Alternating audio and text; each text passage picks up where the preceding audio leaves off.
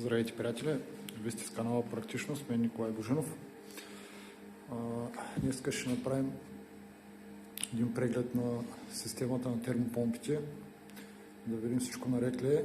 Последните дни беше минус 10 градуса навънка и днес се позатопли малко и да видим как се справят, дали всичко е наред. Значи тя едната помпа е на 35 зададени, бойлера е на 50 градуса, бойлера горе-долу на 40 ги поддържа. Това е добре. Другата помпа, тя е на 35, налягането е добре. Налягането на другата също е добре. Като цяло си ги поддържа. Някой път, като има течове или някъде по системата, това налягане пада надолу, като падне надолу не е добре. Но за случая е добре. На водосъдържателя налягането е добре. Тръбите са топли. На входа, на изхода към системата са топли.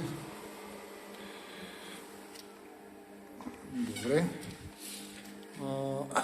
Помпите работят нормално. Те като има някакъв проблем, светва тук в червено, когато не работят както трябва. Трипътният вентил поддържа 30 градуса.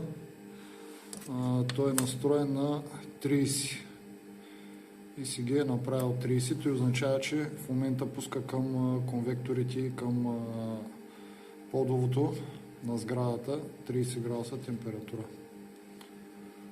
Това е добре. Като цяло работят, системата работи нормално. Няма някакви видими течове или загуби на налягане и така нататък. Всичко е добре. Значи термопомпите при тези минусови температури са се справили добре. Хубаво от време на време си проверявате системата, защото някой път стават аварийки и ако не се забележат на време, може да доведат до големи проблеми. Ако ви харесват видеята, абонирайте се, споделяйте с повече хора. Всичко добро, до нови срещи!